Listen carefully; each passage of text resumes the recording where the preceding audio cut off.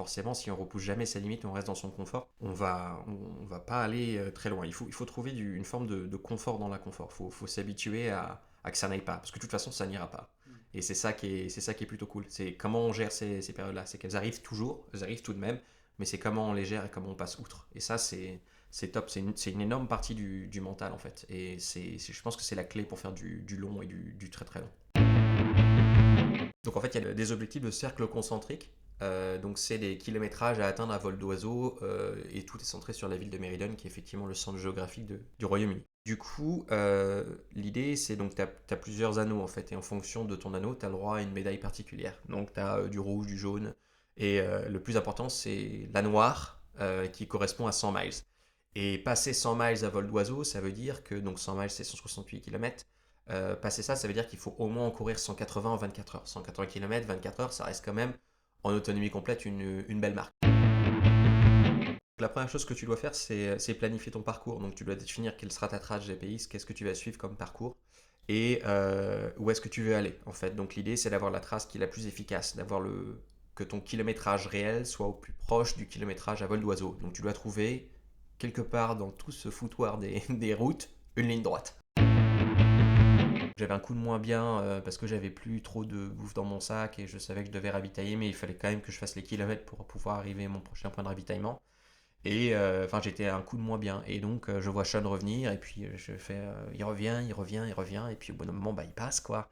Entre 16 et 17 heures de course, des choses comme ça, il passe devant. Et donc, entre guillemets, je le laisse partir. Je marche pendant 1 heure quoi. Je marche pendant 1 heure parce que je suis KO. Et j'arrive enfin pour ravitailler quoi. Et au moment où je suis en train de ravitailler dans cette station essence, là, Sean, il doit avoir 2 ou 3 km à vol d'oiseau devant moi. Donc en l'espace de très peu de temps, en l'espace de 3 heures ou 4 heures, il a comblé le trou et il est passé devant. Et je suis en train de me ravitailler et tout. Et c'est là où en fait je reçois un message d'un directeur de course. Le directeur de course, c'est celui de la course en Irlande, sur lequel j'avais rencontré Sean également. Et donc ils nous connaissaient tous les deux. Et il m'envoie un message du style mais tu vas vraiment laisser passer Sean comme ça? Bonjour à tous, je suis Guillaume Lalu et je suis ravi de vous retrouver pour ce nouvel épisode de Course épique. Comme le veut la tradition, je profite de ce message inaugural de la saison 2021 pour vous souhaiter le meilleur pour l'année à venir. Nous avons tous vécu une année 2020 très particulière qui nous a obligés à radicalement réorganiser notre vie et aussi à repenser notre façon de vivre notre passion de la course à pied. Je nous souhaite donc à tous de meilleurs horizons pour cette nouvelle année et je souhaite à chacun d'entre vous beaucoup de bonheur et espérons-le, beaucoup de dossards. Merci pour vos nombreux messages et témoignages de soutien pour Course Épique, quelle qu'en soit la forme. Messages, commentaires, likes, abonnements sur les plateformes d'écoute, partage en story. C'est un immense plaisir pour moi de sentir autant d'enthousiasme autour de ce projet. Et croyez-moi, ça me donne envie de le mener encore plus loin en 2021 avec vous. La meilleure façon de soutenir Course Épique est d'en parler autour de vous, de le partager sur les réseaux sociaux, de lui mettre des avis et des notes sur les différentes plateformes d'écoute pour continuer à faire grandir ensemble ce beau projet. Pour ce nouvel épisode, j'ai le plaisir de recevoir Guillaume Artus, un ultra-trailer au profil atypique, toujours en quête de nouveaux défis et de courses plus originales les unes que les autres. Il va partager avec nous toute la connaissance qu'il a pu acquérir au fil des années sur ses différents projets et nous parler plus particulièrement d'une course au concept très étonnant, l'Escape from Meriden. J'ai vécu un moment passionnant avec Guillaume et je suis convaincu qu'il va vous embarquer de plein pied avec lui dans son incroyable aventure lors de sa course épique à Meriden. Mais je ne vous en dis pas plus. Guillaume va vous raconter tout ça bien mieux que moi. Bienvenue sur Course épique, le podcast running et trail qui vous fait vivre dans chaque épisode une histoire de course inoubliable grâce au témoignage de son invité. Athlète émérite, coureur confirmé ou anonyme passionné, quand la légende d'une course et la destinée d'un coureur se rencontrent, c'est dans Course épique qu'elle se raconte. Course épique, c'est un invité, une course, une histoire hors du commun. Bonne écoute! Hello Guillaume, je suis ravi de te retrouver dans ce 22e épisode de Course épique. Comment vas-tu ? Plutôt bien. C'est une bonne nouvelle, ça me fait plaisir. Bientôt Noël. C'est ça, bientôt Noël.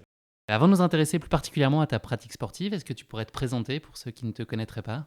Oui, donc je m'appelle Guillaume Artus, j'ai 30 ans, je fais de l'ultra trail depuis une dizaine d'années maintenant. Et voilà, à la ville, je suis comptable. Et puis ma spécialité en course à pied, c'est le très long et le très bizarre, on va dire. Est-ce que tu pourrais nous parler plus spécifiquement de ta relation au sport lorsque tu étais enfant et puis ado ? Ouais, j'ai toujours fait du sport en fait. J'ai commencé avec les bébés nageurs. Donc j'allais à la piscine, etc. Et puis un jour, j'ai complètement basculé sur la course à pied quand j'avais 18-19 ans. Et donc j'ai toujours fait du sport. Pas une famille d'ultra sportifs, mais les vacances, on est passé souvent à la montagne et pas à la mer faire la crêpe. Donc forcément, ça donne un peu plus ouais, du dénivelé, d'aller voir un peu des trucs et tout. Donc vous avez un peu de sport en famille, mais bon, surtout natation. Et puis après, la course à pied, quoi. Et natation à bon niveau? J'étais pas très bon, hein. Très passionné alors? Voilà, j'en faisais pas mal, j'en faisais trois fois par semaine. Voilà, pour ceux qui nagent un peu, j'ai pas réussi à passer en dessous de la minute au 100 crawl en bassin olympique, mais je l'ai passé en petit bassin. Donc c'est un départemental plutôt moyen, voilà, en termes de niveau. Mais voilà, j'ai appris surtout à ces moments-là à m'entraîner, à suivre un plan d'entraînement, la rigueur, etc., qui m'a servi après. Beaucoup pour après, quand j'ai commencé à faire des trucs un peu bizarres. La course à pied, elle a fait son entrée dans ta vie de façon assez inattendue, en tout cas pas tout à fait intentionnelle. Est-ce que tu peux nous raconter ta première vraie expérience de running? Ouais, en fait, la première fois où je suis vraiment allé courir, en fait, j'étais énervé chez moi. Parce que justement, je pouvais plus avoir accès à une piscine en fait. Et je devais bouger sur Angers pour mes études, donc je savais plus comment faire. Et donc j'étais très énervé et mon vélo était pété. Et donc du coup, je suis allé courir à la place. Et je suis allé courir autour d'un lac à côté de chez mes parents. Et j'ai tourné jusqu'à ce que j'en puisse plus. Je me suis épuisé au truc. Et après, je suis rentré. Et mon père m'a demandé combien j'avais fait en distance. J'avais aucune idée. J'avais un short pourri, des chaussures même pas forcément adaptées, pas de montre, enfin rien. Et j'ai regardé du coup sur une carte. Et donc la première fois où j'ai vraiment couru de ma vie, j'ai fait un semi-marathon. Ça pose les bases. Ouais, après voilà, j'ai une bonne condition physique quand même, donc ça venait pas de nulle part. Mais ouais, donc vraiment la première fois c'était un semi et ça a trotté un petit peu dans ma tête. Et puis 6 mois plus tard, je me suis mis à courir. Effectivement, j'ai vraiment commencé à courir plus tard. Mais ça a germé un peu plus tard en me disant bon, il fallait que je trouve quelque chose hein, pour, euh, pour me dépenser quoi. Parce que voilà, le sport ça permet aussi de te vider la tête quand on a besoin, ça permet de réfléchir. Moi, je passe plein de temps à réfléchir en courant et autres, donc c'était plutôt pas mal. Mais puis, ouais, découvert complètement par hasard, quoi. Et donc tu t'es essayé à tes premières courses sur route avec tes premiers marathons, et puis petit à petit à l'appel de la nature qui s'est fait de plus en plus fort aussi. C'est ça. En fait, j'ai commencé sur le marathon parce que mon frère s'était inscrit sur un marathon de Paris. On l'avait couru ensemble. Enfin, la même édition, il était beaucoup plus fort que moi à l'époque. Ça a un peu changé. Quelle année c'était? C'était en 2009 ou 2010, je ne sais plus. 2009, je crois. Et donc, je fais un premier marathon plutôt médiocre, 4h40, etc. Et médiocre, c'est pas forcément sur le chrono, hein, c'est sur comment je l'ai couru. Hein. Chacun court à la vitesse qu'il veut, ça, c'est pas mon problème. Avec une préparation qui n'était pas optimale selon toi? Enfin, c'était aussi Non, la phase la amont, quoi. préparation, c'était n'importe quoi. Le jour J, c'était n'importe quoi. J'ai marché pendant 10 bornes. Enfin, c'était parti trop vite. Enfin, tout ce qu'on peut avoir comme erreur. Le mur du 36. Enfin, j'ai fait la totale. Et l'année d'après, je me suis pas vraiment entraîné non plus. J'ai fait 4h20. J'ai fait moins d'erreurs, mais en gros, j'ai fait les mêmes. Et ensuite, j'ai eu la chance, j'étais en stage dans une boîte où l'entraîneur c'était Bruno Heuby. Et j'ai eu la chance du coup de découvrir ce que c'est un vrai plan d'entraînement, ce que c'est le fractionné. Et là, du coup, c'était du jour au lendemain, entre guillemets. Je suis passé donc de 4h20 sur marathon à 3h30, enfin 3h29, j'étais passé en dessous les 1, avec pour un objectif de passer en dessous les 3h30. Donc ouais, j'étais dans les 30 secondes de mon objectif. Et là, j'ai compris qu'il fallait s'entraîner et comment il fallait s'entraîner. Et je suis d'ailleurs toujours les méthodes d'entraînement et les principes que j'ai appris pendant ces 6 mois de stage et donc avec Bruno parce que c'est fondamental en fait. Et puis après, maintenant, bon, les plans d'entraînement sont un peu plus bizarres, mais on fait x10 grosso modo. Mais ouais, ça reste la même chose, la même philosophie. Donc, ouais, de savoir s'entraîner maintenant tout seul, puis avoir de coach et autres, mais garder la philosophie de quelqu'un qui a quand même qui avait gagné les 100 km de Millau, donc il connaît un petit peu son sujet, quoi. Effectivement, une référence notable. Justement, pour faire le lien avec ce que tu viens de dire, tu es très méthodique et pragmatique dans ton approche de la course à pied. Est-ce que tu pourrais nous parler de la façon dont tu définis toi tes objectifs, tu construis ton programme, puis tu structures l'acquisition des compétences requises pour te donner toutes les chances de réussite? Je pense notamment au concept de MENA, C'est qui est ça, cher. ouais. Est-ce que tu peux nous en dire un peu plus? Ouais, complètement. En fait, l'idée, c'est. Donc, moi, je fonctionne par projet. Ce qui m'intéresse, c'est. Je me mets un gros objectif pour dans 5 ans. Je parle pas de la course de l'année, etc. Pour moi, c'est aller placer un objectif pour plus tard. un espèce de truc qui n'est pas censé être possible au moment où tu le planifies. Donc au moment où j'ai vraiment commencé à courir, ça a été l'UTMB, donc l'Ultra Trail du Mont Blanc. Et ensuite, une fois que j'ai fini l'UTMB, ça s'est transformé sur la traversée des Alpes, qui est la Via Alpina. Et voilà, c'était des cycles de 5 ans, des cycles longs. Et donc, quand tu as un objectif qui est très lointain, en fait, tu t'aperçois qu'en fait, par rapport à ton objectif, tu es nul, mais vraiment nul. Et donc, tu dois tout bosser. Et c'est là où est rentré en compte en fait le concept de MENA. Donc, MENA, c'est simple, c'est mental, endurance, navigation et autonomie. Et pour moi, c'est les 4 facteurs clés pour pouvoir traverser des chaînes de montagne en autonomie. Et donc, l'objectif, c'est de structurer cette phase de 5 ans autour de ces 4 objectifs. Donc, c'est une approche par compétence, en fait. C'est-à-dire, tu vas aller travailler sur un objectif, sur une course en particulier, une telle ou telle compétence. Et tu sais pas vraiment comment ça va fonctionner, mais l'objectif, c'est d'être meilleur en endurance, meilleur en mental, meilleur en navigation. Et donc, tu vas choisir des événements qui vont être spécifiques pour telle ou telle chose. Donc, le mental, c'est aller faire 200 mètres dans un tunnel, c'est monter 271 fois les marches de Montmartre au mois de décembre. Tu peux avoir des courses avec beaucoup plus de navigation, comme la Barclay. Tu peux avoir des choses avec beaucoup d'autonomie, comme tu vas avoir donc sur Escape from Meriden et des choses comme ça. Et donc, tu as des courses qui vont combiner un peu tout. Et les combiner un peu tout, c'était par exemple le Tour des Géants, qui est en gros 2 UTMB à la suite enchaînés dans la vallée d'Aoste. Et la traversée des Pyrénées, par exemple, de l'océan à la mer Méditerranée.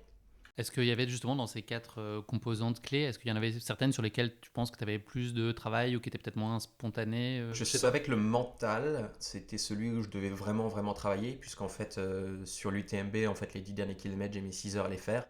En gros, je suis arrivé en haut de la dernière montée, et dans ma tête, je me suis dit, bon, bah c'est bon.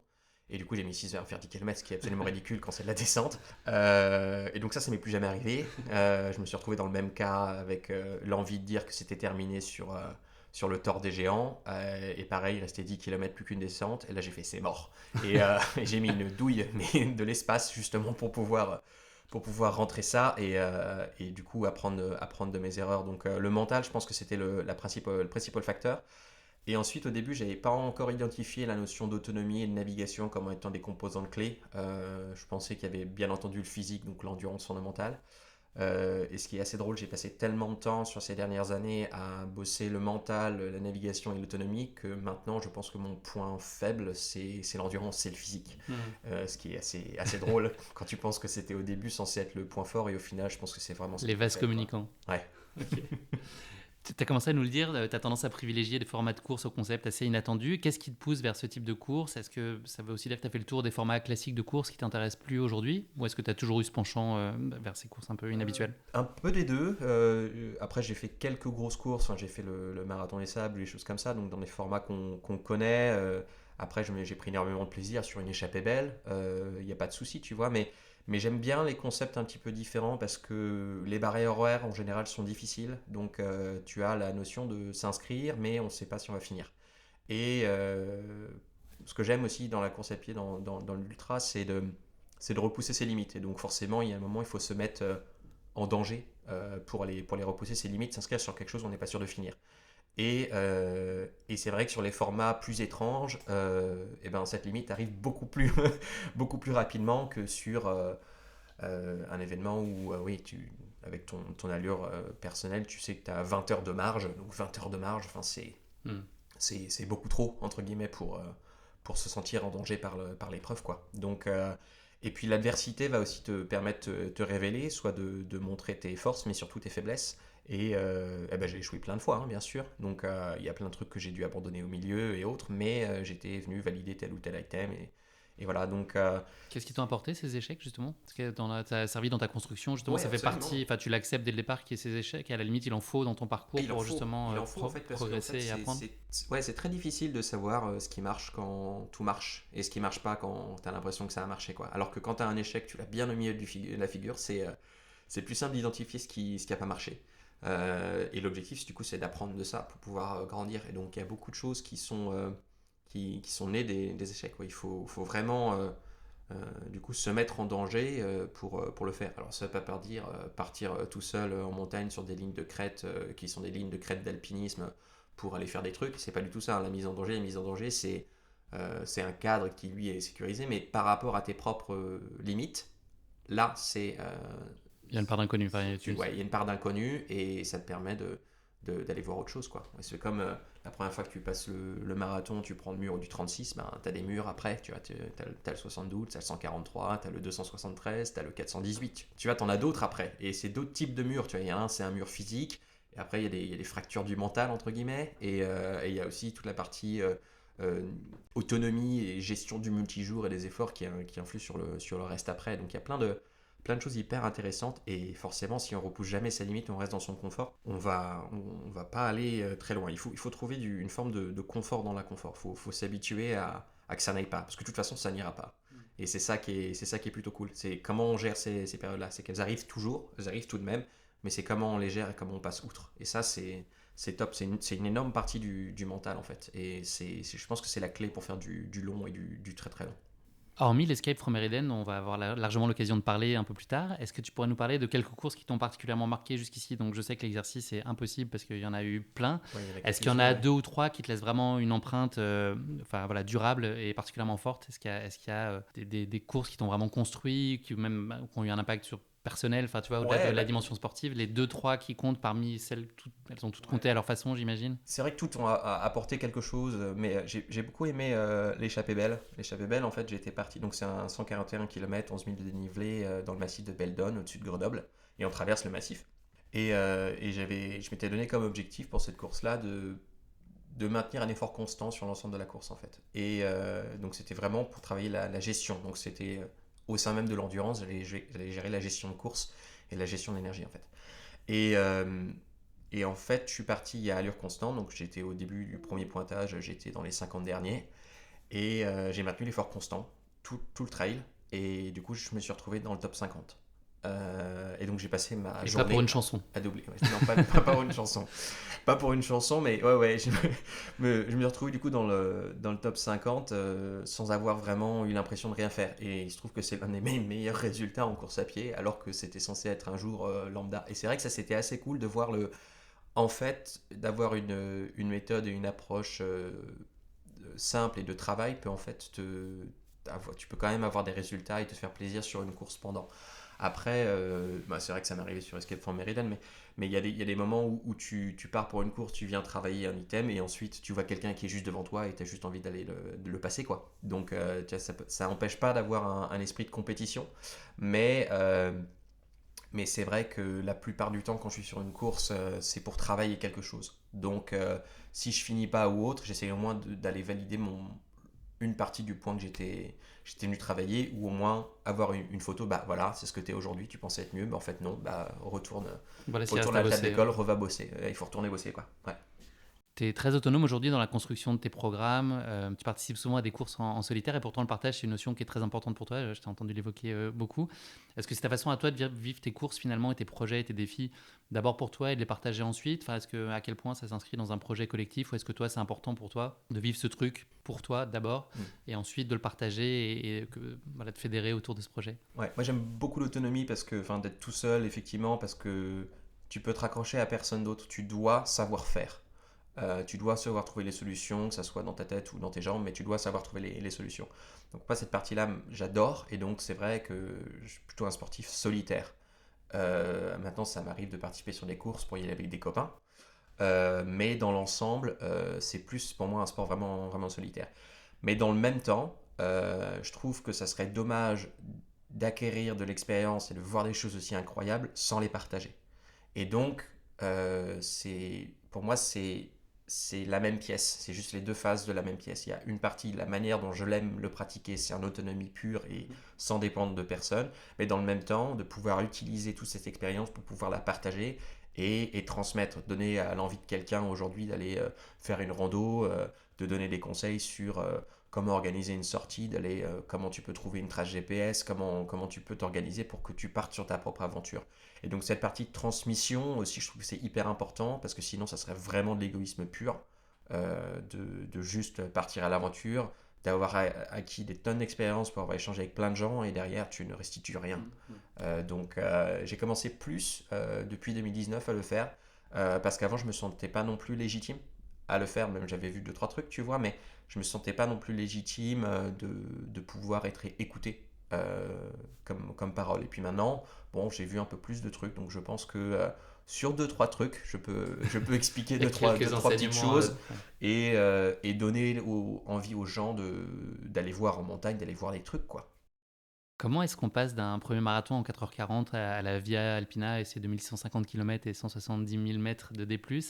C'est beaucoup de travail évidemment, mais est-ce qu'il y a, enfin, est-ce que c'est la seule condition pour réussir? Est-ce que toi tu penses que tu l'as réussi parce que tu as quand même des atouts naturels qui te permettent de le faire? Ou est-ce que finalement en appliquant cette méthode, potentiellement moi ou nos auditeurs demain pourraient imaginer aller sur ces formats juste en se donnant le temps de la construction et en bossant? Ça prend du temps et ça prend du... C'est une bonne question. Si une personne en a vraiment envie, elle peut le faire, il lui faut juste 10 ans. De partir d'un marathon 4h40 pour y arriver, peut-être plus rapidement ou un peu plus long en fonction des capacités actuelles, etc. Mais c'est surtout une question d'envie, en fait, je trouve. Moi, j'ai pas de capacité particulière, j'ai pas un patrimoine génétique de dingue pour faire de l'endurance ou autre. Enfin, tu vois, je suis pas le fils de Kylian et d'Emily Frosberg, tu vois. Enfin, et après, lui, au passage, il fera ce qu'il veut.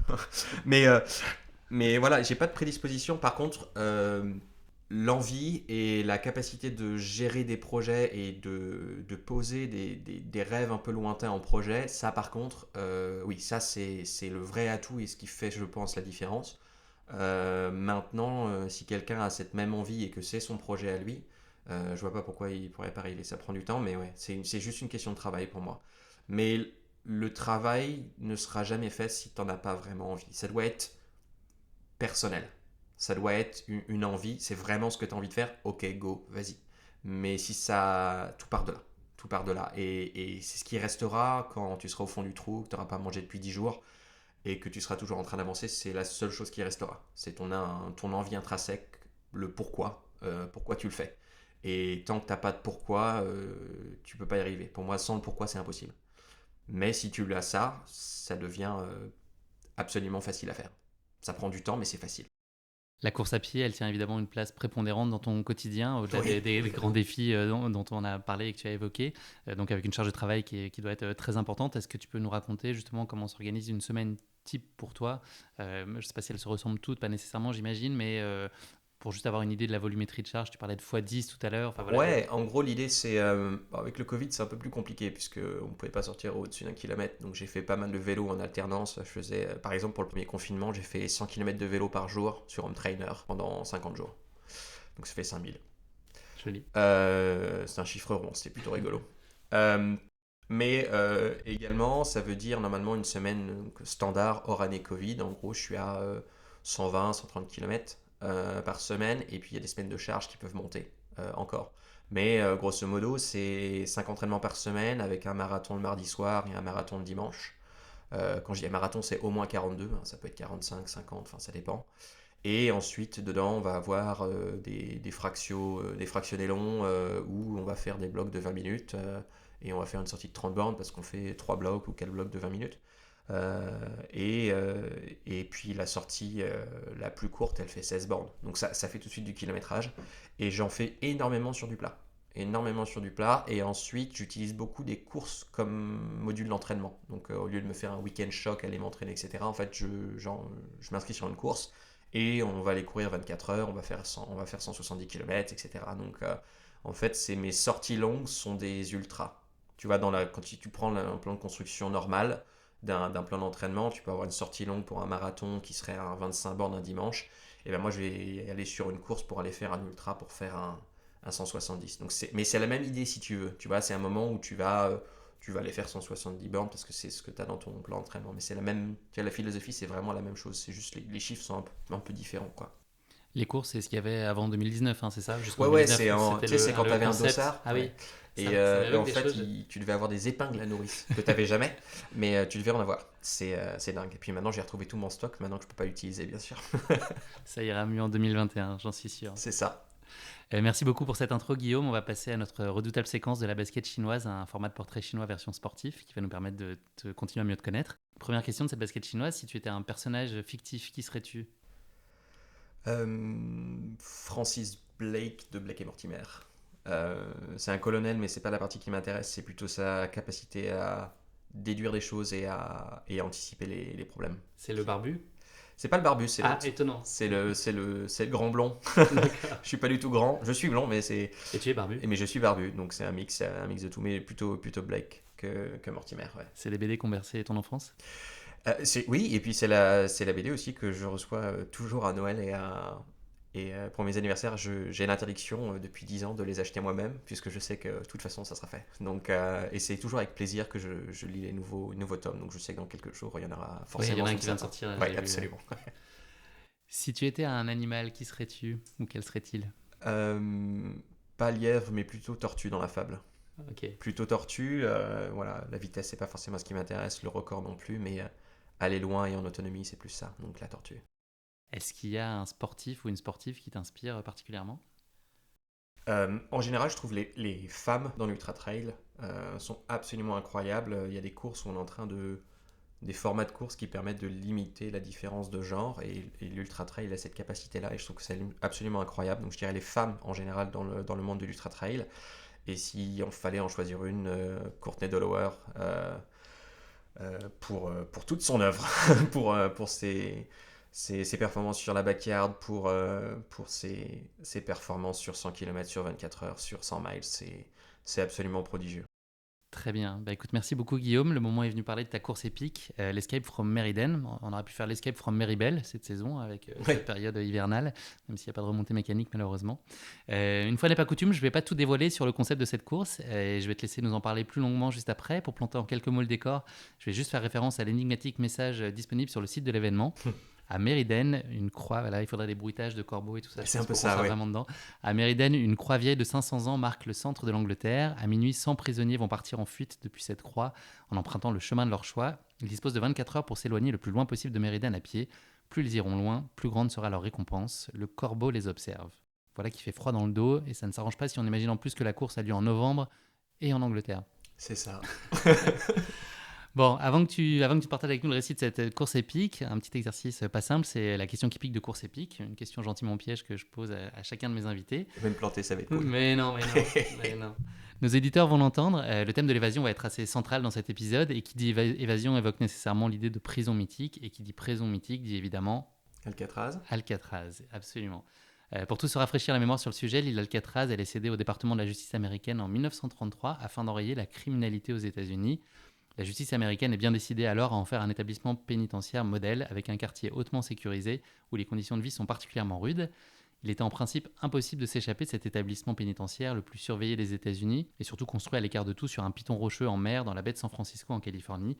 La légende du rock était ainsi née et a compté entre ses murs des détenus célèbres tels que Al Capone. Voilà ma question qui pique pour toi, Guillaume. Quelqu'un a-t-il déjà réussi à s'échapper d'Alcatraz selon toi ? pour moi il y en a 2, si je me souviens bien. Eh bien alors, c'est effectivement une bonne réponse. En fait, il n'y a pas tout à fait de bonne réponse. C'est-à-dire qu'il y a une part d'incertitude sur oui, non. Il y a une légende qui est nourrie et entretenue. Ce que je peux te dire, moi, c'est qu'il y a 36 prisonniers qui ont tenté le coup, en tout cas. Parmi eux, 23 ont été rattrapés, 6 ont été tués par balle, 2 autres se sont noyés et 2 autres encore ont été exécutés pour avoir tué un gardien. Donc tu as fait le décompte de toi-même, il en reste, alors pas tout à fait 2, mais 3. Il en reste plus, 3, ok. Frank Morris et les frères Clarence et j'avais les frères en tête, j'avais pas ouais. l'autre. Ouais, pour moi c'était 2 frères, ok. Et ben, ils sont évadés de The Rock le 11 juin 1962. Ils auraient creusé les murs avec des cuillères aiguisées et seraient parvenus à tromper la vigilance des surveillants en fabriquant des mannequins en papier mâché qu'ils auraient placés dans leur lit le temps de l'évasion. C'est les bonnes vieilles recettes qui marchent toujours. La légende raconte qu'ils auraient quitté l'île au bord d'un radeau de leur propre conception et ils ont ensuite disparu et n'ont jamais été retrouvés.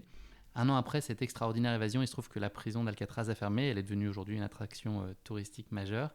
Et lui, le trio, depuis, n'est jamais réapparu. Le FBI a classé l'affaire 17 ans après. Certains pensent le trio mort noyé, d'autres dont la famille les croit toujours en vie. Donc il y a une grosse interrogation là-dessus. La légende raconte en tout cas que la mère des 2 frères aurait reçu des fleurs sans carte chaque année, et ce jusqu'à sa mort. Un scénario digne d'un film hollywoodien qui a d'ailleurs donné lieu à une adaptation sur grand écran en 1979 avec Clint Eastwood dans le rôle de Frank Morris.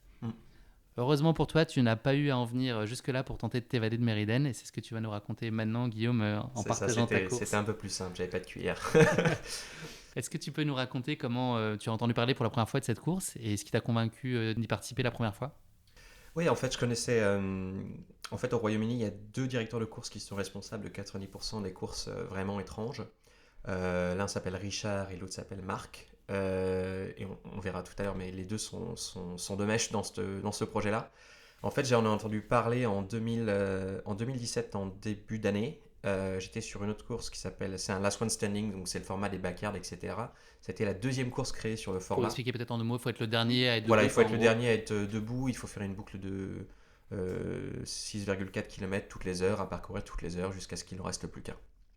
Et donc j'étais sur ce format-là pour m'entraîner justement, et j'étais en Irlande du Nord, et j'ai rencontré plein de gens que je connaissais là-bas, dont Gary Morrison, c'est un gars qui est... Enfin, on en parlera tout à l'heure, c'est un sacré personnage, mais voilà, j'en ai entendu parler là-bas, et donc du coup, je me suis inscrit, puisque je trouvais le concept absolument délirant de voir tout le monde se barrer dans tous les sens au moment du départ, et puis de finir au milieu de nulle part. Et puis ensuite, quand tu as fini ta course, mais en fait, tu n'as pas tout à fait fini, il faut quand même pouvoir rentrer, donc il faut bien gérer. Et toute la partie autonomie, d'être en solitaire, etc., je trouvais ça assez cool. Donc j'ai découvert ce format un peu par hasard, par bruit de couloir. Mais bon, quand on commence à faire des formats un peu de la bizarres, mort, de couloir ouais, c'est un peu pénitentiaire. ça, ouais. Mais quand on commence à faire des formats bizarres, en fait, on rencontre souvent les mêmes personnes qui connaissent les autres petits filons. Tu as des courses qui s'appellent genre Dead Sheep ou des trucs comme ça. Enfin, t'as des trucs assez sexy. Les organisateurs peuvent être créatifs. Oui, c'est ça. Et donc, du coup, oui, j'ai découvert ce format, je me suis inscrit. Et donc, en fait, tu as la possibilité. Donc, vraiment, l'objectif, c'est d'aller le plus loin à vol d'oiseau. Donc, c'est à toi de choisir ton parcours. Et c'est à toi de savoir où est-ce que tu peux passer, comment tu veux faire tes ravitaillements, etc. Donc, tu peux avoir une assistance. Bon, j'en avais pas. Parce que bon, du coup, moi, je venais pour le week-end, tu vois. Je partais le vendredi soir après le travail, je prenais un avion. Tu sais, c'est les trucs qui volent, les trucs qu'on n'utilise plus le là. truc aussi d'avant Ouais. 2019, là, oui. Et du coup, ouais, je prenais l'avion le vendredi soir, j'arrivais à Meriden, je prenais un burger dans le truc du coin, une petite Guinness, et ensuite, 1 heure plus tard, on allait démarrer et on courait pendant 24 heures. Puis après, je suis arrivé dans les environs de Londres, et puis dans les environs de Londres, j'ai pris l'Eurostar, et puis le lundi, j'étais au taf, quoi. Donc, ça, c'est des bons week-ends, tu vois. Ça fait des bons Je week-ends. pense que tes collègues n'avaient probablement pas vécu exactement la même chose pendant le Non, week-end. non, il doit y avoir un truc un peu plus cool. Maintenant, ils sont au courant, ils savent que bon, alors t'as fait quoi comme truc débile ce week-end? Ils le savent, ça c'est rigolo. Mais du coup, c'était une découverte, et puis c'était l'une des premières fois aussi où j'étais vraiment en autonomie sur 24 heures, sans ravitaillement. Tu vas te ravitailler dans les stations essence, t'arrives au milieu de la nuit, tout le monde te regarde en mode qu'est-ce qui se passe? Enfin, t'as l'impression d'être un peu un ovni, donc c'est plutôt marrant, on va pas se mentir. Et donc avant l'édition 2018, qui va particulièrement nous intéresser aujourd'hui, tu as eu l'occasion de participer à l'édition précédente dans un format de binôme un peu différent du format de 24 heures. Est-ce que tu peux nous en donner les grands principes et nous parler de cette première expérience à Meriden? Complètement. Donc du coup, la première fois que je suis allé à Meriden, donc c'était sur la version enchaînée de cette course. Donc au lieu de 24 heures, tu dois faire 36 heures, et avec l'obligation de faire 210 km en kilométrage réel, plus passer le cercle des 50 miles, donc un peu 85 km grosso modo, à vol d'oiseau. Donc l'idée en fait, c'est tu dois donc partir avec ton binôme, enchaîné, donc avec une vraie chaîne, donc c'est une chaîne de 1 mètre en métal, hein. Tu l'accroches à ton poignet des deux côtés, enfin voilà, et chacun un poignet, et donc tu es obligé de courir comme ça, enchaîné avec quelqu'un d'autre. Et donc moi j'ai eu la chance d'avoir un binôme assez costaud, donc le fameux Gary Morrison qui m'avait parlé donc, du format en premier lieu. On s'est inscrits ensemble, et en fait ce gars-là, donc il a gagné la Spine, qui est l'un des ultras les plus durs d'hiver au Royaume-Uni, qui se passe tous les 2 ans. Donc il l'avait gagné, et il était ancien entraîneur entre guillemets des Royal Navy. Donc c'est l'équivalent des... Une brute, disons-le. Oui, c'est quelqu'un Dans de le bon sens jovial, du terme. tu vois. Ouais, Oui, ouais. non, dans le sens Et du c'est terme. quelqu'un qui sait ce que ça veut dire autonomie, tu vois. Et donc du coup j'étais hyper honoré de pouvoir partir avec lui et on avait hyper bien accroché justement en Irlande quand on était ensemble et donc du coup lui aussi voulait courir en fait avec moi donc ça tombait parfaitement. Le genre de truc qui existe qui est pas censé exister mais en fait si et donc du coup j'ai eu le droit à une masterclass pendant 36 heures de comment gérer son autonomie, gérer sa vitesse, etc. Et la planification. Et donc on a eu une expérience assez incroyable parce que c'était réputé infaisable. Puisqu'en fait, si tu as quelqu'un qui se blesse, l'un des deux, ça s'arrête, et tu vas toujours à la vitesse la plus basse des deux, en fait. Donc c'est très difficile de maintenir, d'avoir des moments forts en même temps, des moments faibles en même temps, pour éviter de contrebalancer. Donc une gestion collective également très, très compliquée. Voilà, aller aux toilettes quand tu es enchaîné et que tu peux pas enlever la chaîne, c'est incroyable. Je n'avais pas pensé à ce point-là. Ça crée des liens, on va pas se mentir. C'est le cas de les dire. Et ouais, c'était vraiment une masterclass et c'est là où j'ai beaucoup appris sur la partie autonomie, la gestion des trucs. Et puis on a eu le plaisir donc de finir les 210 km avec quelques minutes seulement d'écart par rapport à la barrière horaire. Et donc on est au final l'une des deux équipes à avoir fait l'ensemble des 210 km et on est arrivé avec 10 minutes de moins en fait que l'autre équipe qu'on n'était pas au courant. Et donc du coup on finit deuxième, mais on avait surtout battu ce truc-là qui était réputé absolument impossible. Donc c'était assez incroyable et une sensation absolument folle aussi d'être enchaîné avec quelqu'un. Donc tu cours avec un bras dans le dos en fait. Hein. Et toutes les heures t'inverses parce que de temps en temps tu peux pas courir l'un à côté de l'autre en fait. Tu es obligé d'être sur une ligne en file indienne en fonction du parcours que tu choisis. Donc j'ai couru 18 heures avec un bras dans le dos et l'autre le bras devant et lui l'autre bras dans le dos quoi. Et aussi tu retiens ton bras en fait, donc tu le maintiens toujours, tu peux pas faire ton balancier comme tu as l'habitude, donc ça crée plein de problèmes. Tu as une asymétrie en termes de douleur sur ton épaule gauche et ton épaule droite, enfin c'est tout un monde, c'est très très drôle. T'as intérêt à t'entendre bien avec ton binôme. Parce que ouais, ça fait toute la différence, quoi. On va pas se mentir.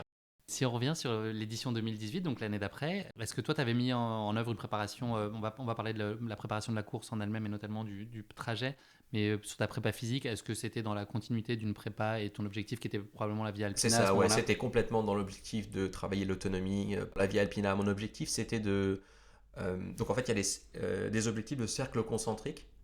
Donc c'est des kilométrages à atteindre à vol d'oiseau et tout est centré sur la ville de Meriden qui est effectivement le centre géographique de l'Angleterre, du Royaume-Uni, pardon. Et du coup, l'idée c'est donc tu as plusieurs anneaux en fait et en fonction de ton anneau, tu as le droit à une médaille particulière. Donc tu as du rouge, du jaune et le plus important c'est la noire qui correspond à 100 miles. Et passer 100 miles à vol d'oiseau, ça veut dire que donc 100 miles c'est 168 km. Passer ça veut dire qu'il faut au moins en courir 180 en 24 heures. 180 km, 24 heures, ça reste quand même en autonomie complète une belle marque. Et du coup, mon objectif c'était de passer ça. Passer et d'aller chercher la Black Medal. C'était vraiment mon objectif. Est-ce que tu peux nous parler des différentes composantes clés de la course? Tu as évoqué les grandes lignes de la partie autonomie, toi tu n'avais pas d'assistance, il y a aussi toute la logique de tracking, du suivi de ton parcours, mais aussi de tes concurrents qui sont finalement peut-être à 300 km de toi physiquement, mais qui sont en réalité 1 km de toi derrière toi sur la course. C'est ça en fait, donc la première chose que tu dois faire c'est planifier ton parcours, donc tu dois définir quelle sera ta trace GPS, qu'est-ce que tu vas suivre comme parcours et où est-ce que tu veux aller en fait. Donc l'idée c'est d'avoir la trace qui est la plus efficace, que ton kilométrage réel soit au plus proche du kilométrage à vol d'oiseau. Donc tu dois trouver quelque part dans tout ce foutoir des routes une ligne droite, grosso modo, peu importe où tu vas. Donc moi mon objectif c'était de rejoindre Londres, puisque l'Eurostar il est à Londres, donc c'est plus simple. Et donc j'ai trouvé une trace qui était plutôt optimale, qui était à 93% d'optimale, donc ça veut dire pour 100 km, j'ai 93 km à vol d'oiseau. Donc j'ai seulement 7 km qui, entre guillemets, ne servent à rien. Ce qui est plutôt pas mal. Tout ce qui est au-dessus de plus 90, il y a très peu de traces au final qui peuvent faire ça. Et donc l'objectif, ouais, c'est de définir vraiment sa trace. Et moi j'avais un petit trick au sein de ma manche, c'était que j'avais prévu que les derniers kilomètres de la trace soient effectivement une ligne droite, hyper efficace qui s'ajoute directement sur la vol d'oiseau. Parce que comme on est en train c'est des duels à distance en fait avec des gens. Donc moi j'étais plein est, direction Londres, et mon concurrent principal était sud-ouest quoi. Et Et du coup, on C'était était les en duel à stockades finales. distance. Tu Voilà. peux les- Voilà, donc à vol d'oiseau, entre nous deux, on était à 300 et quelques kilomètres d'écart. Mais en réel, on était très très très proche. Très proche, ouais. Est-ce qu'on peut dire justement toute la partie de préparation et du parcours, enfin, tu l'as expliqué, l'idée c'est d'être le plus efficient possible entre ce qu'on va courir Ouais. en valeur absolue et puis finalement l'écart qu'on va créer avec le point de départ de Mériden. Est-ce que la course elle se gagne en partie beaucoup là ou pas? Enfin, à quel point c'est contributif du succès? La course se perd sur une mauvaise trace, D'accord. GP et GPX. Elle se gagne pas dessus, elle se gagne dans les heures difficiles. Sur un 24 heures, les heures difficiles, c'est entre 16 et 20 heures de course. C'est là le creux, en général, il est là. Après, les 4 dernières heures, tu sens l'arrivée, entre guillemets, donc tu peux serrer les dents, mais il se gagne dans ce creux, en fait. Donc, ouais, c'est une condition nécessaire, mais pas suffisante pour jouer la gagne. Ouais. Est-ce que tu as précisément ton parcours en tête au kilomètre près, tes points de ravitaillement, où il y a quand même un certain nombre de choses qui sont un peu inconnues et qui sont pas improvisées, mais est-ce que tu as les grandes orientations, mais ou est-ce que tu rentres dans un niveau de détail extrêmement précis et tu connais rigoureusement chaque route que tu vas emprunter?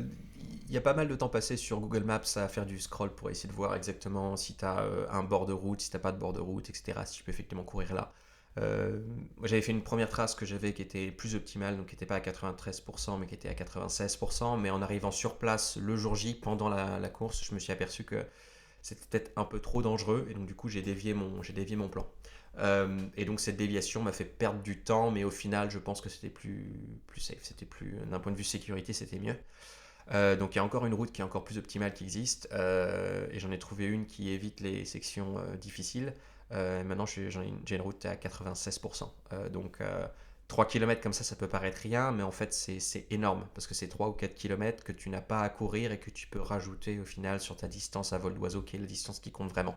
Et quand tu es en train de faire des duels à distance et sur 24 heures ça se joue à moins de 4 km, clairement 4 km de gagné c'est gigantesque en fait. C'est un peu l'équivalent d'avoir des plaques carbone versus des tennis de chez Carrefour, tu vois. Enfin, c'est des trucs génériques, quoi. Donc, c'est énorme.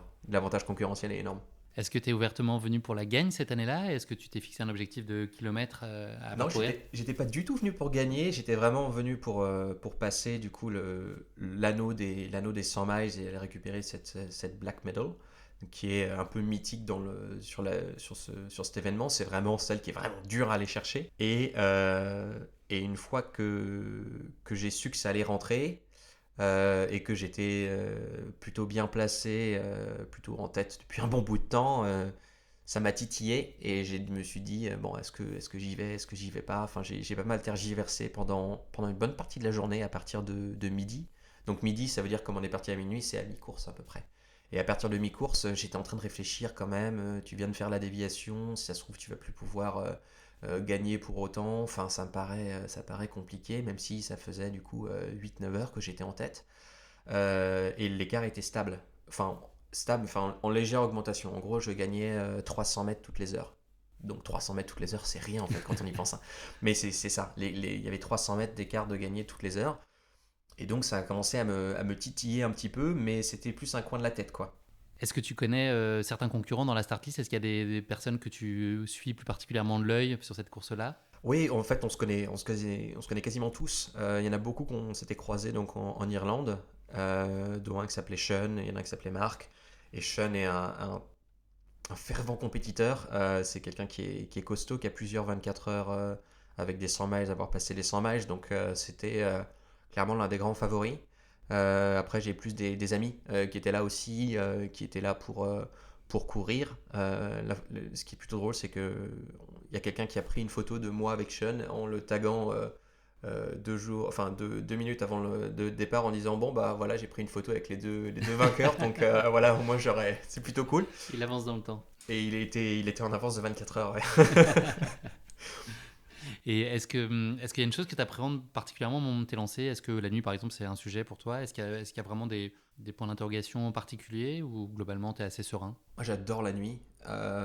Tu mets le cerveau en pilote automatique, tu laisses les jambes parler et ça avance tout seul. Donc moi, la nuit, c'est un bastion, quoi. Ça avance tout seul. Et là, en plus, en fait, comme tu peux voir avec l'application où est-ce que tu en es par rapport aux autres. Donc en fait, si tu veux, tu as un tracking live de tout le monde. Tout le monde a une balise GPS. Et donc tu vois le progrès de tout le monde, et tu as les kilométrages de tout le monde en réel, mais en temps réel, mais à vol d'oiseau. Donc tu as effectivement ce qui compte vraiment pour la position, quoi. Et donc, je regardais toutes les demi-heures ou toutes les heures en fonction du période de la journée, mais pour savoir où est-ce que c'en était, quoi. Et c'était absolument incroyable à voir. Et donc, du coup, non, la nuit, pour moi, ça a toujours été simple, si tu veux, parce que des nuits blanches en courant, j'en fais une dizaine par an, grosso modo.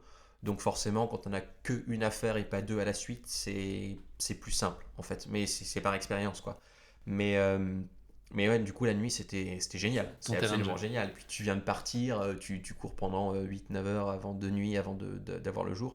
Et puis tu as quand même le bonheur de voir le lever du jour en ayant couru toute la nuit. Ça, c'est toujours un grand moment, on va pas se mentir. Au bout de combien de kilomètres tu te retrouves tout seul? Est-ce qu'il y avait une trace un peu commune avec d'autres coureurs au démarrage ou est-ce que très vite tu te retrouves Non, tout seul dans ton aventure? je me suis retrouvé très vite tout seul parce que j'allais quand même vite, on va pas se mentir. Et j'avais décidé de faire un départ plutôt rapide pour éviter que quelqu'un se mette dans mon sillage et juste me suive tout le long. Puisque dans ce format-là, et puis au Royaume-Uni, j'ai toujours le seul Français à venir, j'étais the French guy to beat. Et c'était un peu mon surnom, entre guillemets, sur pas mal de ces formats-là. He's the French guy here, yes. The French guy is here.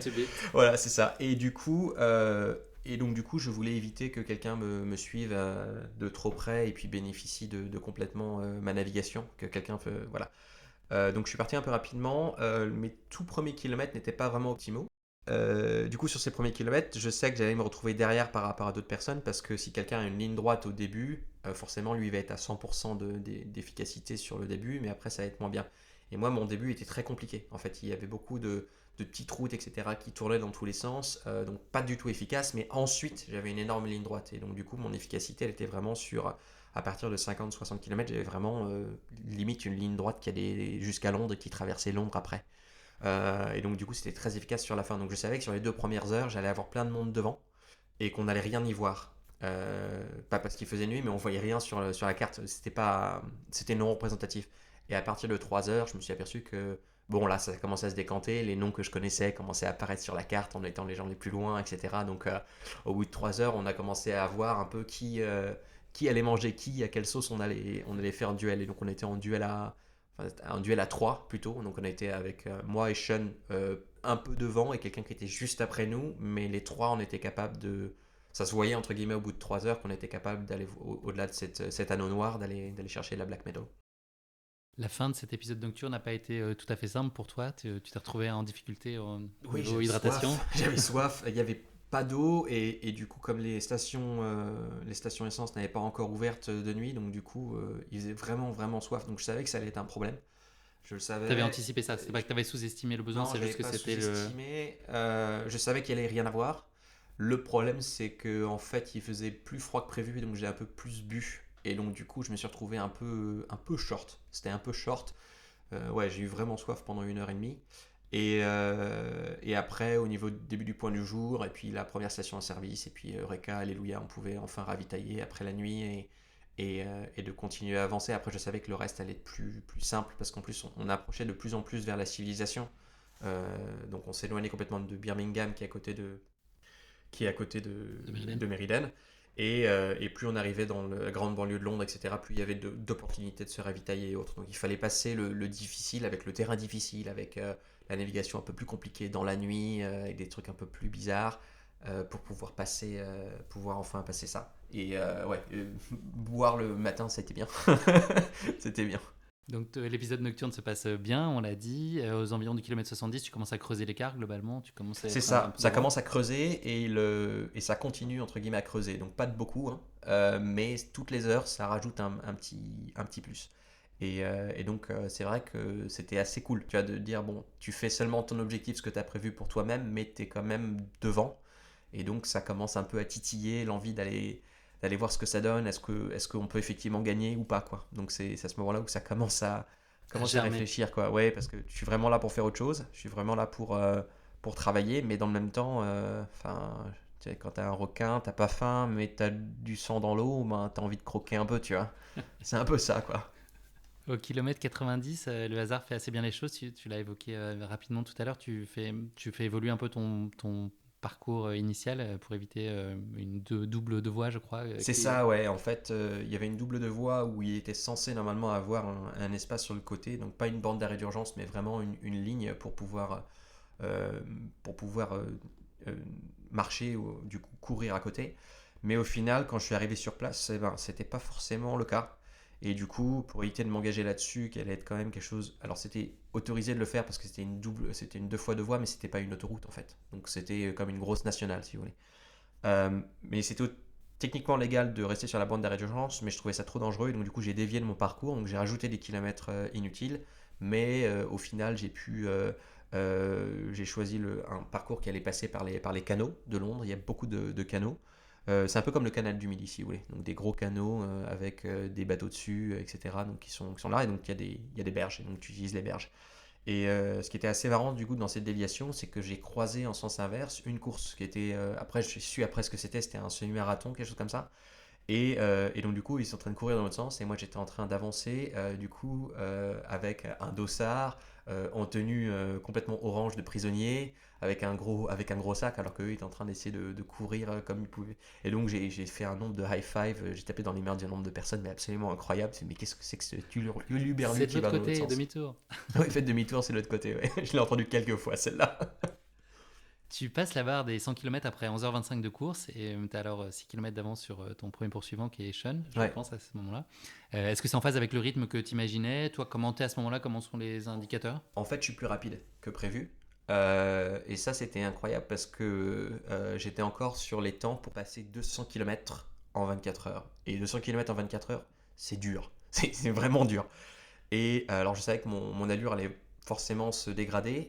Donc, j'avais pas qu'une demi-heure. J'avais 35 minutes de marge, entre guillemets, pour le faire en 12 heures. Mais 12 heures 100 km. Mais je savais que ça allait se dégrader complètement. Donc, les 200 km, elle est très difficile. Et il y a un moment où, en fait, où je fais ce ravitaillement au bout de 100 bornes, parce que pile à ce moment-là, je suis dans une ville, donc je peux me ravitailler.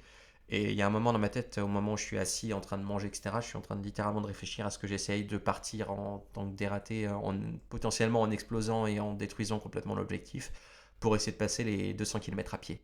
Ça m'a trotté la tête. Et ça m'a trotté un peu la tête aussi après. Euh, Au final, j'ai fait non, fais ton objectif, t'es venu pour faire un truc, tu fais ton objectif. Et puis là, c'est aussi à ce moment-là où je me suis dit, la gagne, c'est pas pour toi. Enfin, si tu l'as, c'est bien, c'est cool, mais fais ton objectif et ça sera bien. Et à ce moment-là, je me suis dit, bon, si on peut gagner, on gagne, mais je vais pas me faire violence pour le faire. Je suis venu valider quelque chose, je le fais. J'ai essayé de me raisonner à ce moment-là. À ce moment-là, j'avais encore une tête où je pouvais raisonner avec moi-même, donc j'ai pu me garder sous Prendre une contrôle. Et puis décision éclairée. je suis reparti après le ravitaillement.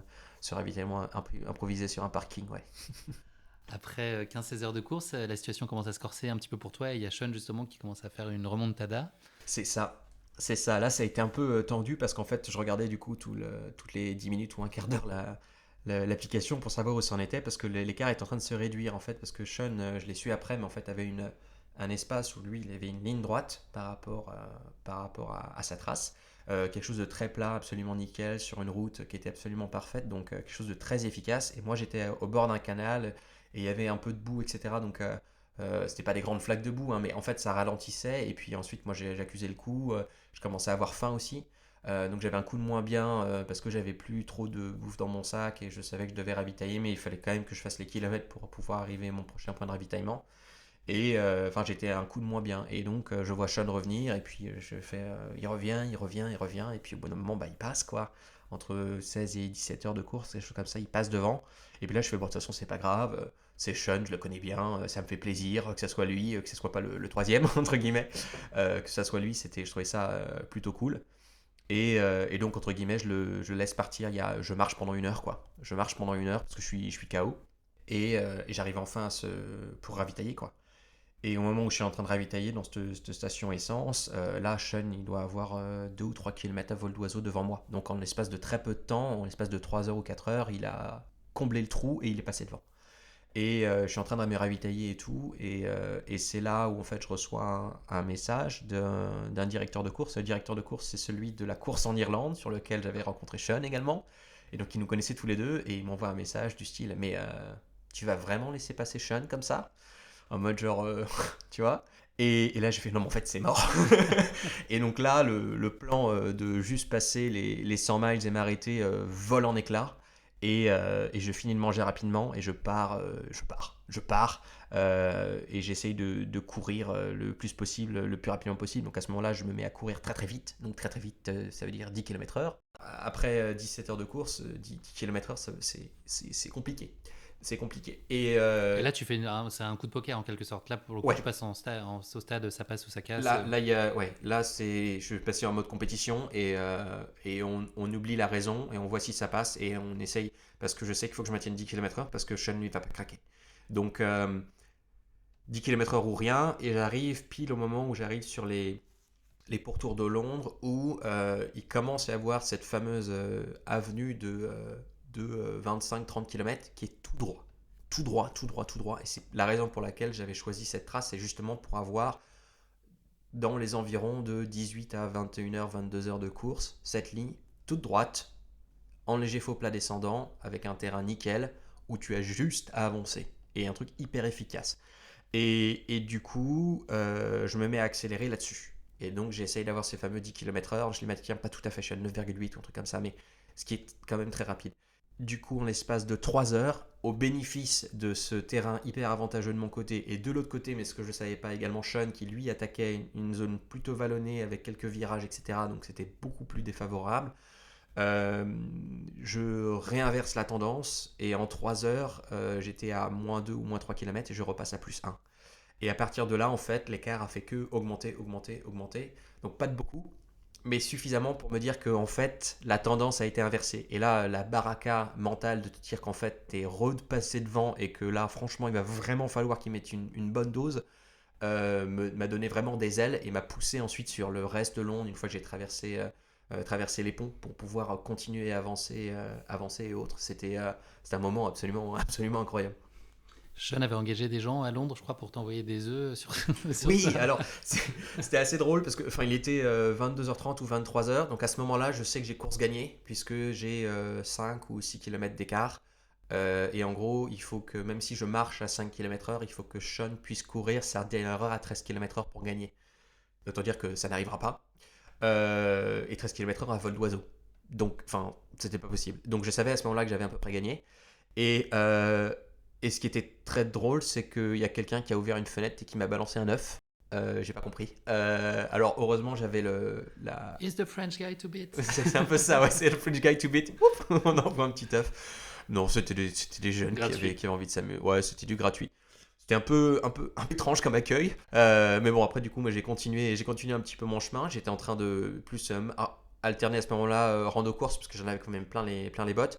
Et surtout, je savais que les 200 km en distance réelle n'étaient plus possibles, en fait. Donc, comme ils étaient plus possibles, j'allais dépasser les 190 km pour sûr, ce qui allait être ma meilleure distance sur 24 heures. Donc j'étais content. Mission J'avais dépassé la Black Medal, j'avais dépassé les 190, je savais que j'avais la victoire. Et là, donc je me reçois l'œuf et tout, et 10 minutes après, je commence à regarder la carte, et il y a un point qui apparaît au milieu de nulle part sur la carte. Et en fait, c'est comme si un compétiteur était à proximité de moi et était en train de me rattraper complètement. Sorti de nulle part. Sorti de nulle part, donc à proximité, donc pas physique de moi, mais à vol d'oiseau. Et ça sort de nulle part, et le point va vite, enfin vraiment vite. Et je fais, mais qu'est-ce qui se passe, etc. Et je suis en train de m'affoler, du coup, je me recommence à courir. Je fais genre, mais non, Pas maintenant. c'est pas possible. Qu'est-ce que c'est que ce truc? Je fais genre, peut-être que c'est une erreur, mais je peux pas. Si c'est pas une erreur, je suis dans la. Enfin, je peux pas maintenant, pas après tout ça, quoi. Donc je remets à courir. Et j'envoie un message au directeur de course, je fais le point là qui est en train de bouger, c'est qui? Parce que ça vient de nulle part. Et ensuite, 20 minutes plus tard, donc pendant 20 minutes, je courais au plus vite que je pouvais pour essayer de lutter contre ce truc-là. Et au final, le directeur de course m'envoie un message. Non, non, c'est quelqu'un qui a oublié de tourner sa balise, tout va bien, t'es tranquille, c'est bon, c'est pour toi. C'est pour toi. Et là, du coup, je fais, c'est bon. La bonne blague. Voilà, la bonne petite blague. Et puis, du coup, je passe la dernière demi-heure à trottiner légèrement au lieu de marcher, parce que du coup, comme j'avais redébloqué les jambes pour pouvoir réaccélérer, je finis la dernière demi-heure en trottinant. Et je finis à une station-service qui était fermée à minuit. Et donc, du coup, j'arrive au milieu de nulle part, t'as personne, t'as pas ligne d'arrivée, truc et tout. Tu fais, bon, bah, ok, tu prends un petit selfie à côté d'une station Shell. Et T'arrives à profiter quand même si c'est pas les cadres habituels d'arriver avec plein de ouais, en ferveur fait, et plein de monde. Est-ce j'arrivais que à bien profiter parce qu'en fait, du coup, j'avais envoyé un petit message sur les réseaux sociaux une demi-heure avant en disant bon bah je pense que c'est bon. Et ensuite, au moment de la fin du truc, j'ai envoyé ma position et mon kilométrage final. Donc mon kilométrage réel était à 194 km, qui est aujourd'hui toujours mon meilleur temps sur 24 heures. Peut-être plus pour longtemps puisque je vais faire un petit test en février là. Mais ça tient toujours pour l'instant. Et donc j'étais hyper content et j'ai juste publié un c'est bon, j'ai gagné. Et puis là, le nombre de messages et d'appels téléphone que j'ai reçus dans la demi-heure, c'était absolument incroyable. Et donc je me suis retrouvé au milieu de nulle part, j'avais froid, j'avais plus d'eau, plus de bouffe. Et donc du coup j'ai appelé un Uber. et, euh, et je suis arrivé dans une soirée d'une amie qui m'hébergeait. Et donc du coup je suis parti littéralement en soirée, aller boire des bières. Pour célébrer la victoire et faire un peu de jeux vidéo une soirée pendant bien 2 heures méritée. en prolongation de ça. C'était assez incroyable. Est-ce qu'elle a une saveur particulière pour toi, cette victoire? Oui, elle a une grosse saveur puisque c'est vraiment la première fois où où je trouve que j'ai gagné une course genre pour de vrai quoi. C'était une vraie course. Alors j'avais gagné des 5 km aux US, donc, dont un qui était sur glace. Ok. Il y a eu un blizzard et puis j'avais passé tout l'hiver à courir sur glace et donc du coup j'avais pu tirer mon épingle du jeu parce que j'avais appris à courir à 17 km/h sur glace sans pic et les autres pas. Donc ils étaient à 15, j'étais à 17, donc normalement ils me mettaient une douille, mais pas cette fois-ci. J'avais toujours gagné avec des conditions bizarres. Et là j'ai gagné dans les règles de l'art entre guillemets, donc même si ça reste une course un petit peu étrange, j'avais gagné dans les règles de l'art, donc c'est une saveur tout à fait particulière. Et je voulais aller défendre mon titre en 2020, mais bon, 2020 étant 2020, on attendra 2021. Ça n'est que partie remise. C'est ça. Quel est ta physique? Tu as fini la course? Est-ce que ça a des gros impacts sur toi? Étonnamment, non, j'étais plutôt en forme, et puis après j'avais quand même bien géré, donc j'étais pas parti trop vite pour ensuite exploser, donc j'avais quand même bien géré. Et puis bon, c'était un peu rude le lundi matin au réveil pour aller l'Eurostar, je marchais pas tout à fait droit, mais c'est pas parce qu'on avait trop bu, hein, c'est parce que vraiment ça faisait mal aux cuisses. Mais c'est vrai que c'était plutôt bien, franchement, plutôt frais, mais c'était le travail Hmm. de plusieurs années de prépa avant Puis quand on d'autres gagne choses, une quoi. course, on est aussi dans des dispositions psychologiques qui aident à la récup peut-être un peu plus. C'est ça, voilà, ouais, quand on passe Le mentalement sentiment du travail accompli. ouais, une telle expérience, c'est sûr que ça aide clairement à récupérer plus rapidement. Est-ce que tu penses que ta première expérience à Meriden l'année précédente, elle a été déterminante dans la gestion de cette course? Est-ce qu'elle a contribué significativement à ta victoire aussi? Est-ce que là aussi, ça a été une construction en Ah, soi sur complètement. cette course? Je gagne pas la deuxième année si j'étais pas en binôme avec Gary la première année et si j'avais pas pris une masterclass de 36 heures avec lui. Parce que ça m'a construit complètement aussi sur ma gestion de l'autonomie et autres avec lui. Donc, non, concrètement, c'est grâce à lui que j'ai gagné. Et en fait, pour l'anecdote, en fait, on devait repartir en 2018 ensemble, mais lui, il a eu un empêchement. Du coup, je suis parti en solo. Ça s'est décidé du coup 2 mois avant. J'ai pu transférer mon inscription de enchaîner à être avec lui à solo. Et donc, du coup, j'ai pu gagner comme ça. Mais ouais, sans lui, je gagne pas, hein, clairement. Est-ce qu'il y a une image que tu retiens plus particulièrement de cette Escape from Meriden? Euh, L'arrivée anticlimactique est quand même assez drôle et je trouve que c'est assez emblématique de ce que je fais dans ce sport. C'est des trucs où t'as pas vraiment de dossard, de cadre ou autre. Enfin, donc j'aime beaucoup l'arrivée. Sinon, l'œuf, c'est quand même assez drôle. Mais non, plutôt croiser dans l'autre sens, plutôt croiser dans l'autre sens tous les gens qui étaient en train de courir leur semi-marathon. Et moi, ça faisait déjà 12 ou 13 heures que j'étais parti. Ouais, c'était plutôt drôle. Est-ce qu'il y a une chose que tu ferais différemment si tu devais à nouveau prendre le départ? J'aurais mieux planifié ma route pour éviter d'avoir le double voie directement dessus. Donc du coup c'est ce que j'ai fait. J'avais déjà prévu ma trace pour 2020. Donc du coup je la garde au chaud. Et quelqu'un m'a demandé de la partager quand j'ai annoncé que j'avais déjà trouvé une trace plus optimale. Et j'ai fait Non. non. Non, merci. Oui, mais non. Oui mais non. Non, je comprends que tu as envie de la voir. Mais tu la verras le jour J. Bien tenté. J'aime bien tenter. Osez quand même. Ouais, on peut demander. Non, mais c'était quelqu'un qui voulait faire un des anneaux inférieurs. Il voulait faire 50 miles. et ils voulaient avoir un truc le plus optimal. Sauf que ma trace n'est pas optimisée pour 50 miles, donc c'est pas la plus optimisée qui existe pour 50 miles. Mais par contre, sur 100 miles et au-dessus, c'est là où elle est optimisée. Ouais. Merci beaucoup Guillaume d'avoir partagé avec nous cette évasion parfaitement réussie. Avec plaisir. On va parler maintenant d'avenir. Est-ce que tu peux nous parler de ton calendrier de course 2020, alors que ce soit au titre de coureur, mais il y a aussi une casquette d'organisateur. Voilà, est-ce que tu peux nous raconter tes projets qui sont notamment en lien avec la course dont on s'est parlé aujourd'hui ? Complètement. Pour commencer ça, donc en mars, donc le 27 mars, donc Escape from Meriden débarque en France avec Escape from France. Oui, j'ai été très original dans le nom. Et donc l'objectif, c'est de s'échapper de la ville de Bourges, qui est au centre au final de la France. Et voilà, donc avec les fameux anneaux à aller chercher pour avoir des médailles différentes sur 50, 100, 150 et le très difficile 200 km qui peut être battu, mais bon, il faut quand même courir entre 214 km au minimum sur la meilleure trace que j'ai trouvée.